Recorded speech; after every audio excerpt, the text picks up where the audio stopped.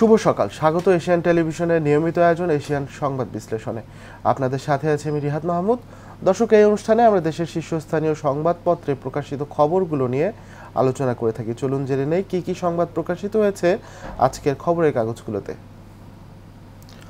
দর্শক, আমার হাতে শুরুতেই রয়েছে দৈনিক দেশ রূপান্তর। দৈনিক দেশ রূপান্তর তারা যে প্রধান শিরোনামটি করেছে সেটি হচ্ছে নরবরে নাটবল্টু বিমানে। দর্শক জানেন যে গত শুক্রবার বিমান বাংলাদেশ এয়ারলাইন্সের একটি ফ্লাইটে, যেটি কক্সবাজার থেকে ঢাকায় আসছিল, সেই ফ্লাইটে কিন্তু দেখা গেছে যে একটি ল্যান্ডিং গিয়ার বা গিয়ারের যে চাকা, সেই চাকা খুলে পড়ে। সেই সংক্রান্ত সংবাদটি এখানে দেখা গেছে। অদক্ষ ব্যবস্থাপনাকে এর জন্য দায়ী করা হয়েছে।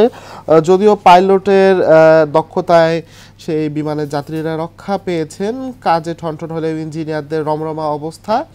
অবসরের বয়স 59 থেকে বেড়ে 62 হয়েছে।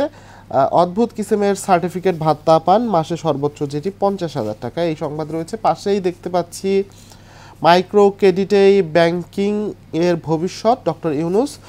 মাইক্রো ক্রেডিট এনজিওর ধারণা থেকে বেরিয়ে ব্যাংকিংয়ের ধারণা গ্রহণ করে ঋণ গ্রহীতাকে সেবা দেওয়ার আহ্বান জানিয়েছেন প্রধান উপদেষ্টা অধ্যাপক মোহাম্মদ ইউনুস। গতকাল শনিবার রাজধানীর আগারগাঁওয়ে micro credit regulatory authority MRA ভবনের উদ্বোধনকালে তিনি এই কথা বলেছেন। প্রধান উপদেষ্টা বলেন, মাইক্রো ক্রেডিট এখনও এনজিও, এই এনজিও থেকে উত্তরণ হতে হবে। এনজিও পর্যায়ে থেকে গেলে ব্যাংকিং মেজাজে আসবে না, মেজাজে আসতে হবে, এটাকে ব্যাংক হতে হবে। মাইক্রো ক্রেডিটের জন্য আলাদা আইন করতে হবে, এই কথা বলেছেন। পাশে সবচেয়ে বড় ঘটনা, যেটি মাগুরায় শিশু ধর্ষণ ও হত্যায় হিটু শেখের মৃত্যুদণ্ড সভ্যতার ভিত নাড়িয়ে দিয়েছিল। মাগুরায় 8 বছরের শিশু ধর্ষণ ও হত্যার ঘটনা। শিশুটির সুস্থতা কামনায় দেশজুড়ে প্রার্থনা হয়েছিল। দোষীদের দ্রুত ও দৃষ্টান্তমূলক বিচারের জন্য রাস্তায় নেমেছিল মানুষ। ধর্ষণের মতো গুরুতর অপরাধের দ্রুত বিচার নিশ্চিত করতে সংশোধন হয়েছে নারী ও শিশু নির্যাতন দমন আইন। সরকারের পক্ষ থেকে দ্রুততম সময়ের মধ্যে বিচারের আশ্বাস দেয়া হয়েছিল। এরই পরিপ্রেক্ষিতে বিচার শুরুর 21 দিনের মাথায় গতকাল শনিবার মামলার রায় ঘোষণা করা হয়েছে। সকালে মাগুরার আদালতের রায়ে মামলার প্রধান আসামি শিশুর বড় বোনের শ্বশুর হিটু শেখকে মৃত্যুদণ্ডের আদেশ দেওয়া হয়েছে। অপরাধ সংশ্লিষ্টতা না থাকায় অন্য 3 জনকে খালাস দেওয়া হয়েছে। মাগুরা নারী ও শিশু দমন ট্রাইব্যুনালের বিচারক এম জাহিদ হাসান জনাকীর্ণ আদালতে এই রায় দেন।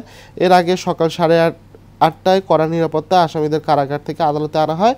গত 13 মে মামলার শুনানির সবশেষ ধাপে যুক্তিতর্কের শুনানি শেষে রায় ঘোষণার জন্য গতকাল দিন ধার্য করেছিল। এছাড়া আইএসপিআর এর বিজ্ঞপ্তি রয়েছে। রাজধানীর কিছু এলাকায় সভা সমাবেশ নিষিদ্ধ। সর্বসাধারণের চলাচল ও জনশৃঙ্খলা রক্ষায় আজ থেকে পরবর্তী নির্দেশ না দেওয়া পর্যন্ত প্রধান উপদেষ্টার কার্যালয় হয়ে জাহাঙ্গীর গেট সহ বেশ কিছু এলাকায় সব ধরনের সভা সমাবেশ, মিছিল, শোভাযাত্রা ও বিক্ষোভ প্রদর্শন নিষিদ্ধ করা হয়েছে বলে আন্তঃবাহিনী সংযোগ পরিদপ্তর জানিয়েছে। গতকাল শনিবার বিকেলে আইএসপিআর এক সংবাদ বিজ্ঞপ্তিতে এ তথ্য জানায়। এরপর আদালতের রায় কার্যকরে আবেদন ইশরাকের। নগর ভবনের তালা, সেবা কার্যক্রম বন্ধ, সচিবালয় মুখে বিক্ষোভ মিছিল, পুলিশে বাধা। স্থানীয় সরকার উপদেষ্টার পদত্যাগ দাবি। ভারতকে ফের সংলাপের প্রস্তাব। পাকিস্তানের ফেসবুকে পোস্টে প্রতিক্রিয়া। মৎস্য অধিদপ্তরের 5 কর্মকর্তাকে শোকজ করা হয়েছে। এই সংক্রান্ত সংবাদ আমরা দেখতে পাচ্ছি দৈনিক দেশ রূপান্তরে। এছাড়া আরও সংবাদ যেটি রয়েছে, করিডোর বা বন্দর নিয়ে সিদ্ধান্ত নেবে জনগণ। বিএনপির ভারপ্রাপ্ত চেয়ারপারসন তারেক রহমান এই কথাটি বলেছেন তিনি। এই সংবাদটিও আমরা দৈনিক দেশ রূপান্তরে দেখতে পাচ্ছি। দর্শক, দৈনিক দেশ রূপান্তরের এই ছিল আজকের দিনের প্রধান শিরোনামগুলো। আমরা এখন একটু দৈনিক জনকণ্ঠ দেখতে চাই। দৈনিক জনকণ্ঠ কী কী সংবাদ আজ প্রকাশ করেছে। দৈনিক জনকণ্ঠেরও প্রধান যে শিরোনামটি দেখতে পাচ্ছি সেটি হচ্ছে 1.5 শতাধিক রাজনীতিবিদ দুদকের জালে। শেখ হাসিনা সহ দুদক যে দুদকের জালে দেশ শতাধিক দেখা যাচ্ছে যে রাজনীতিবিদ আটকা পড়েছেন, সেটি একটি সংবাদ। অন্তর্বর্তী সরকার গঠনের পর ঘুরে দাঁড়িয়েছে দুর্নীতি দমন কমিশন। দুর্নীতির ধরপাকড়, বিভিন্ন সরকারি প্রতিষ্ঠানে অভিযান, স্থাবর অস্থাবর সম্পদ ক্রোক ও অবরুদ্ধের রেকর্ড সৃষ্টি করেছে। গত 8 মাসে আলোচিত প্রায় 1.5 শতাধিক শীর্ষ আমলা, মন্ত্রী, প্রতিমন্ত্রী, এমপি, বিশ্ববিদ্যালয়ের উপাচার্য, ব্যবসায়ী, পুলিশের অনিয়মের খোঁজ পেয়েছে সংস্থাটি। ইতিমধ্যে দেশ ও দেশের বিদেশে অবস্থান করা এসব দুর্নীতিবাজ, অর্থ পাচারকারী, সরকারি অর্থ লোপাটকারী ও ঋণখেলাপি প্রতিষ্ঠানের 13,000 কোটি টাকার বেশি স্থাবর অস্থাবর সম্পত্তি ক্রোক ও ব্যাংক হিসাব অবরুদ্ধ করা হয়েছে। এদের মধ্যে সাবেক প্রধানমন্ত্রী শেখ হাসিনা ও তার পরিবারের সদস্যরাও রয়েছেন। এছাড়া দুবাইয়ে সম্পদের পাহাড় গড়েছেন এরকম 70 জন পাচারকারীর নাম চিহ্নিত করা হয়েছে। সব মিলিয়ে দুদকের জালে পড়ার ভয়ে অনেকে গোপনে বিদেশে পাড়ি জমিয়েছেন। তরুণ ও প্রান্তিক জনগোষ্ঠীকে উদ্যোক্তা হিসেবে গড়তে ক্ষুদ্র ঋণ ব্যাংক স্থাপন করুন। মাইক্রো ক্রেডিট রেগুলেটরি অথরিটির নতুন ভবন উদ্বোধনকালে প্রধান উপদেষ্টা। জাতিসংঘ সাধারণ পরিষদ, 4 দশক পর প্রেসিডেন্ট পদে লড়বে বাংলাদেশ। 4 দশক বা প্রায় 40 বছর পর জাতিসংঘ সাধারণ পরিষদের প্রেসিডেন্ট পদে নির্বাচনে প্রতিদ্বন্দ্বিতায় গুরুত্বপূর্ণ পদে বাংলাদেশ প্রতিনিধি হিসেবে প্রতিদ্বন্দ্বিতা করবেন পররাষ্ট্র উপদেষ্টা এম তৌহিদ হোসেন। তাকে অন্তর্বর্তী সরকার এই পদে প্রার্থী হিসেবে মনোনয়ন দিয়েছেন। এই পদে তার প্রতিদ্বন্দ্বী প্রার্থী রয়েছেন জাতিসংঘের ফিলিস্তিনের স্থায়ী প্রতিনিধি এবং সাইপ্রাসের পররাষ্ট্র মন্ত্রণালয়ের পার্মানেন্ট সেক্রেটারি। এই সংবাদ রয়েছে পাশে। আমরা দেখতে পাচ্ছি মেয়র হিসেবে শপথ গ্রহণে ইচ্ছাকৃতভাবে বিলম্ব করা হচ্ছে। ইশরাক লং মার্চ কর্মসূচিতে বাধা, নগর ভবনে তালা সমর্থকদের। এই সংবাদ রয়েছে। এছাড়া স্থলবন্দর দিয়ে বাংলাদেশ থেকে পোশাক আমদানি বন্ধ করল ভারত উত্তর পূর্বাঞ্চলের স্থলবন্দরগুলো দিয়ে বাংলাদেশি পণ্য প্রবেশে কঠোর বিধিনিষেধ জারি করেছে। এই সিদ্ধান্তের ফলে তৈরি পোশাকসহ একাধিক পণ্যের রপ্তানি কার্যত বন্ধ হয়ে যাচ্ছে। চীন সফরে গিয়ে অন্তর্বর্তী সরকারের প্রধান উপদেষ্টা ডক্টর মোহাম্মদ ইউনূস ল্যান্ডলক মন্তব্যের পরিপ্রেক্ষিতে দিল্লি এই পদক্ষেপ নিয়েছে বলে কূটনৈতিক সূত্র জানিয়েছে। এছাড়া আসিয়া হত্যা মামলা হিটু শেখের মৃত্যুদণ্ড খালাস 3। যদিও আসিয়ার পরিবার এই রায়ে অসন্তুষ্ট এবং তারা এই মামলার উচ্চ আদালতে আপিল করবে বলে জানিয়েছে। খুলনায় সালাউদ্দিন আহমেদ 2 উপদেষ্টা ও জননিরাপত্তা উপদেষ্টাকে অপসারণ করুন। এই ছিল দৈনিক জনকণ্ঠের আজকের প্রথম পাতার খবর। এগুলো ছিল জনকণ্ঠের আজকের প্রধান শিরোনাম জনকণ্ঠের। এছাড়া আমরা দেখতে পাচ্ছি যে মশার কামড়ে অতিষ্ঠ জনজীবন, গত বছরের তুলনায় বেড়েছে 12 গুণ বেড়েছে ডেঙ্গু রোগীর সংখ্যা। এবং স্থলবন্দর দিয়ে এটি ভারতের সাথে বাংলাদেশের পোশাক আমদানি বন্ধ হয়েছে এবং বেশ কিছু পণ্য কিন্তু চলুন দেখি নেই তারা কি সংবাদ প্রকাশ করেছে। এখন আমার হাতে রয়েছে দৈনিক ইত্তেফাকে দেখা যাচ্ছে যে নগর ভবনের সামনে যে ইশরাকের সমর্থকরা তারা ভিড় করেছেন এবং প্রতিবাদ করছেন, সেটি ছবিতে দেওয়া হয়েছে। এরপরে ভেতরে বাইরে অস্থিরতা দৃশ্যমান। তারেক রহমান করিডোর দেওয়া নিয়ে সিদ্ধান্ত নেবে নির্বাচিত সরকার। বিএনপির ভারপ্রাপ্ত চেয়ারম্যান তারেক রহমান বলেছেন, মাত্র 10 মাসের মাথায় সরকারের ভেতরে এবং বাইরে এক ধরনের অস্থিরতা দৃশ্যমান হতে শুরু করেছে। সরকার জনগণের ভাষা, আশা, আকাঙ্ক্ষা উপলব্ধি করতে ব্যর্থ হলে দেশের রাজনীতির অস্থিরতা বাড়তেই থাকবে, এই কথা তিনি বলেছেন। এছাড়া এনজিওর ভাবনা থেকে বেরিয়ে ক্ষুদ্র ঋণকে ব্যাংকিংয়ের ধারণা গ্রহণ করতে হবে। এমআরএ নতুন ভবনের উদ্বোধনে প্রধান উপদেষ্টা এবং ইশরাকের শপথ পড়িয়ে মেয়রের দায়িত্ব দেওয়ার দাবি। নগর ভবনে ঝুলল 65 তালা। আসিফকে অবাঞ্ছিত ঘোষণা।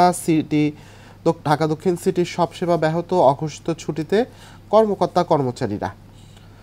ইশরাক হোসেনকে শপথ পড়িয়ে ঢাকা দক্ষিণ সিটি কর্পোরেশনের মেয়রের দায়িত্ব বুঝিয়ে দেওয়ার দাবিতে আন্দোলনের মধ্যে স্থানীয় সরকার উপদেষ্টা আসিফ মাহমুদ সজীব ভূঁইয়াকে নগর ভবনে অবাঞ্ছিত ঘোষণা করা হয়েছে। একই সঙ্গে তার পদত্যাগ দাবি করা হয়েছে। উচ্চ আদালতের রায় ও ঢাকা রায় ও নির্বাচন কমিশনের প্রজ্ঞাপন অনুযায়ী ঢাকা দক্ষিণ সিটি কর্পোরেশনের মেয়রের দায়িত্ব ইশরাক হোসেনকে বুঝিয়ে দেওয়ার দাবিতে ঢাকাবাসী ব্যানারে কয়েক হাজার মানুষ গতকাল শনিবার নগর ভবনের সামনে তৃতীয় দিনের মতো অবস্থান কর্মসূচি পালনকালে অবঞ্চিত ঘোষণা ও পদত্যাগ দাবি করা হয়। এদিকে ডিএসসিসির দক্ষিণ কার্যালয় ভবনের সব ফটকে তালা ঝুলিয়ে দিয়েছেন ইশরাকের সমর্থকেরা।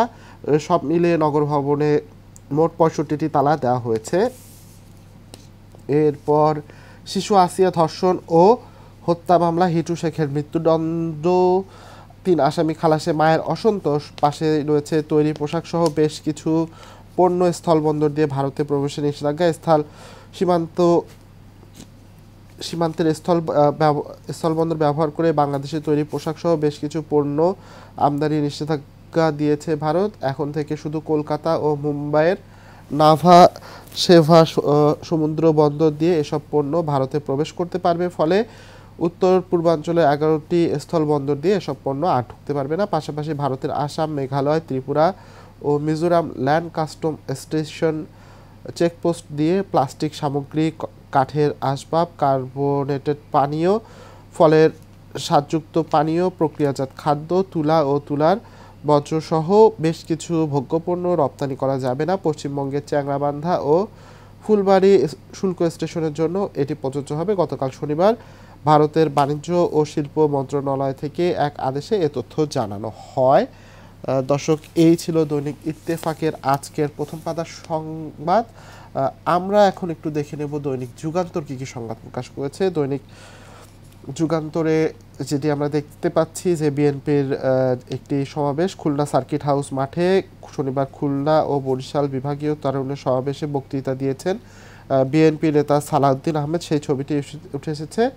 তো এছাড়া আরেকটি সংবাদ আমরা দেখতে পাচ্ছি, সেটি হচ্ছে যমুনা ডিসেম্বরের মধ্যে নির্বাচন দাবি বিএনপির, যমুনামুখী লং মার্চের হুঁশিয়ারি, খুলনায় তারুণ্যের সমাবেশে সালাউদ্দিন আহমেদ, এই সরকারের একমাত্র ম্যান্ডেট এটা সাধারণ নির্বাচন করা।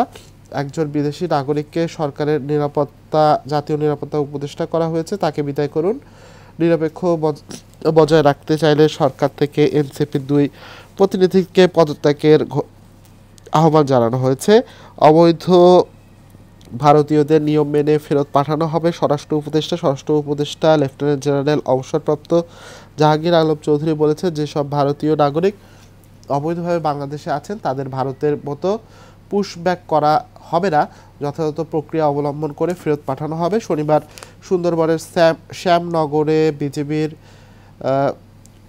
ভাসমান বিওপি উদ্বোধনে তিনি এই কথা বলেন। এবং মাগুরায় শিশু ধর্ষণ ও হত্যা মামলা হিটু শেখের মৃত্যুদণ্ড, স্ত্রী ও 2 ছেলে খালাস। দেশব্যাপী আলোচিত মাগুরায় শিশু ধর্ষণ ও হত্যা মামলার শিশুটির বোনের শ্বশুর হিটু শেখকে মৃত্যুদণ্ড দিয়েছেন আদালত। মামলার বাকি 3 আসামি খালাস পাওয়ায় বেশ অসন্তোষ প্রকাশ করেছেন সেই শিশুটির পরিবার। তো এই হচ্ছে দৈনিক যুগান্তরের আজকের প্রথম পাতার সংবাদ আমরা দেখতে পাচ্ছি। তো হুন্ডি কারবারিদের টার্গেট প্রবাসী আয়। বিগত আওয়ামী লীগ সরকারের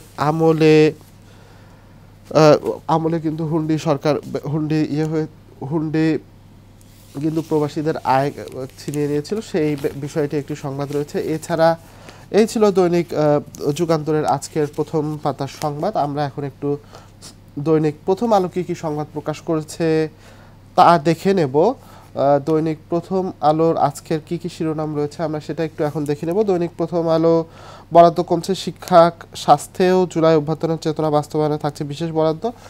তারা কিন্তু দৈনিক প্রথম আলো দেখতে পাচ্ছি প্রথম যে শিরোনামটি হয়েছে সেটি কিন্তু তারা বাজেট কেন্দ্রিক সংবাদ করেছে এবং সেখানে দেখানো হচ্ছে পরিবহন খাতে 2024-25 সালে ছিল 70,687 কোটি টাকা, সেখান থেকে ব্যয় কমানো হয়েছে 15%। বিদ্যুৎ ও জ্বালানি খাতেও ব্যয় কমানো হবে 20%। 2025-26 অর্থ বছরের বাজেটে 2,30,000 কোটি টাকার যে প্রস্তাবনা কমানো হবে সেটির একটি সংবাদ রয়েছে এখানে। এর পাশে আমরা দেখতে পাচ্ছি যে মাগুরায় শিশু ধর্ষণ ও হত্যা, একজনের মৃত্যুদণ্ড, 3 জন খালাস রায়ে অসন্তুষ্ট শিশুটির মা। এবং তিনি আবার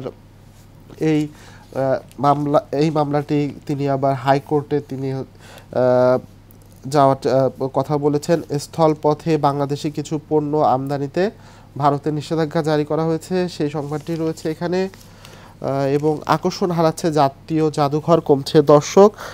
জাদুঘর দিবস আজ। জাতীয় জাদুঘর 1,19,000-এর বেশি নিদর্শন রয়েছে, দর্শকদের জন্য প্রদর্শন করা হচ্ছে মাত্র 5,000 নিদর্শন। জাতীয় জাদুঘরের প্রতি আকর্ষণ করছে দর্শকদের। ঢাকায় বেড়াতে আসা দেশের বিভিন্ন প্রান্তের মানুষের কাছে একসময় আকর্ষণীয় স্থান ছিল জাতীয় জাদুঘর, এখন সেই আকর্ষণ নেই। গত 5 বছর দর্শনার্থীর সংখ্যা ক্রমেই কমেছে। দর্শক, এই ছিল দৈনিক প্রথম আলোর আজকের প্রথম পাতার শিরোনাম সংবাদগুলো।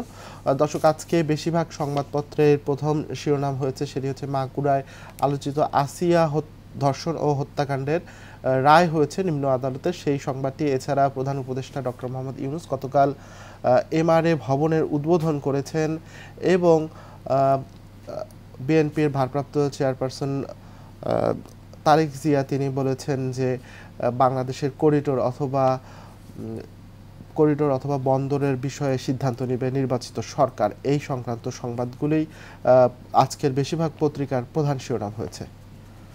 দর্শক, এশিয়ান সংবাদ বিশ্লেষণ আজ এই পর্যন্তই। আগামীকাল আবার একই সময় দেখা হবে। ততক্ষণ সবাই সুস্থ থাকুন, ভালো থাকুন, এশিয়ান টেলিভিশনের সঙ্গে থাকুন।